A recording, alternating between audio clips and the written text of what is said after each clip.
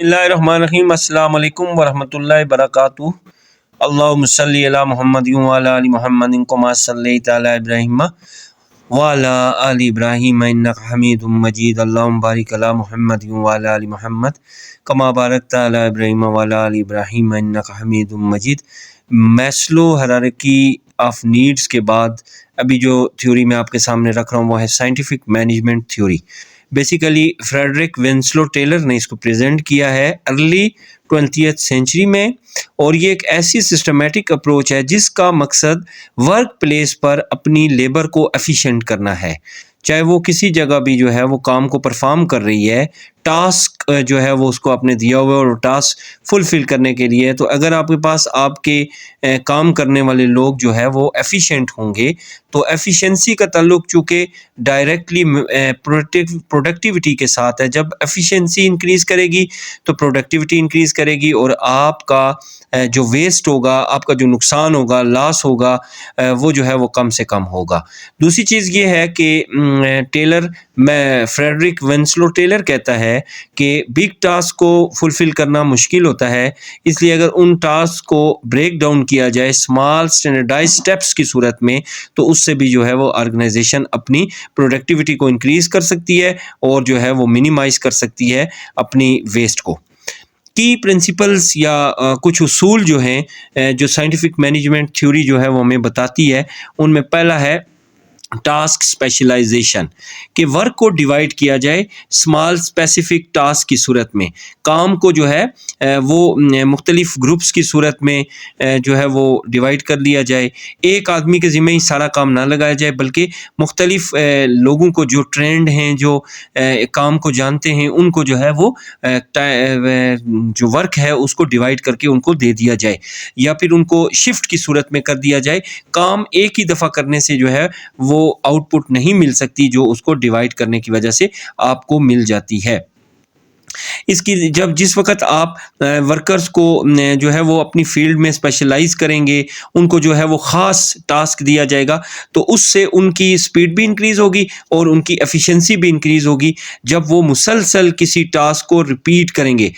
Repetition ہوگی، اور جب وہ ایکسپرٹ ہوگا کوئی بھی شخص اپنے فیلڈ کے اندر تو اس سے بھی جو ہے وہ اپنی جو ہے وہ ایفیشنسی کو انکریز کر سکتا ہے۔ ایفیشنسی کے انکریز ہونے کی وجہ سے پروڈکٹیوٹی بھی انکریز ہوگی۔ جب آپ کوئی بھی ٹاسک کسی بندے کو مسلسل کرنے کے لیے دیتے ہیں، جب وہ اس کام کو مسلسل کنٹینیوسلی کرتا ہے، ریپیٹ کرتا ہے، تو وہ پھر ایک ایکسپرٹ انسان بن جاتا ہے، وہ اس کام کو دوسرے شخص کے مقابلے میں بہت بہتر طریقے سے کر سکتا ہے۔ دوسری چیز اس نے کی پرنسپل یہ بتایا کہ ٹائم اینڈ موشن اسٹڈیز وہ کیا ہوتا ہے کہ مطلب اینالائز کرتا ہے how long each part of a job took, مطلب کہ اس جو آپ نے کسی کو ٹاسک دیا اس کا ایک جو پارٹ ہے وہ کتنا ٹائم لے گا کمپلیٹ ہونے میں، یہ آبزرو کیا جاتا ہے۔ کیسے؟ Identifying the most efficient way to perform task, یہ چیز دیکھی جاتی ہے کہ کس طرح سے ایفیشنسی کو میکسیمم یوٹیلائز کر کے اچھے طریقے سے ٹاسک کو پرفارم کیا جا سکتا ہے۔ اور اس کے علاوہ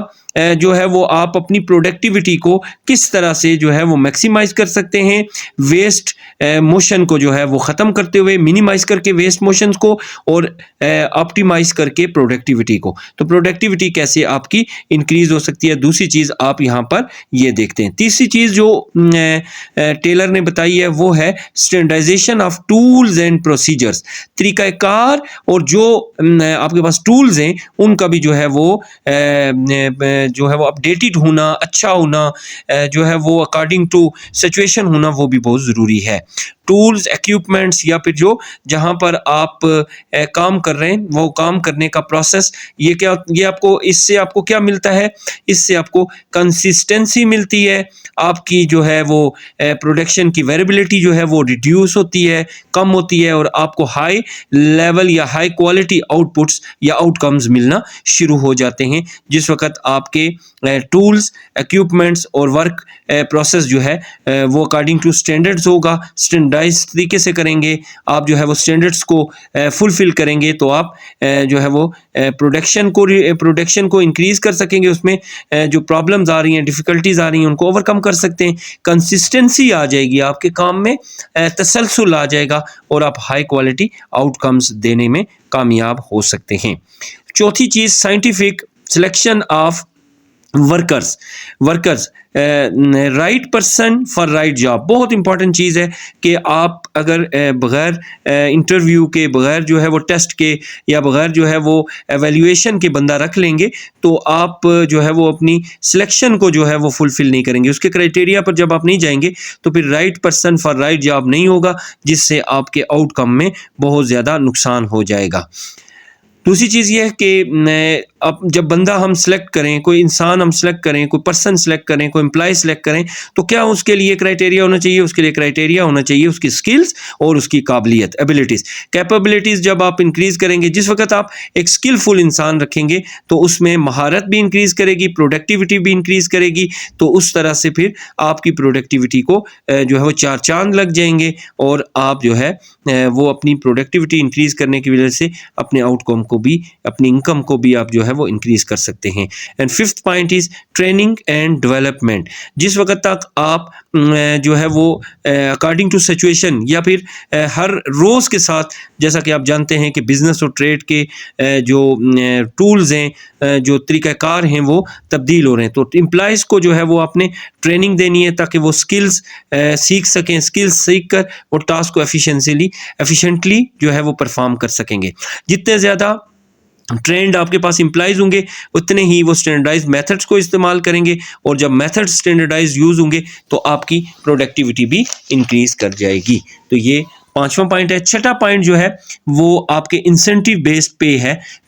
امپلائز جو لوگ آپ کے ساتھ کام کرتے ہیں، ان کی بھی ضروریات ہوتی ہیں، ان کا بھی جو ہے وہ آپ کو خیال رکھنا پڑتا ہے، ان کو آپ کو کمپنسیٹ کرنا پڑتا ہے. اگر ان کی پرفارمنس اچھی ہے، 1 سال کے دوران انہوں نے جو ہے وہ ورک پلیس پر اپنی جو اپیئرنس ہے اس میں یہ شو کرنے کی کوشش کی ہے کہ وہ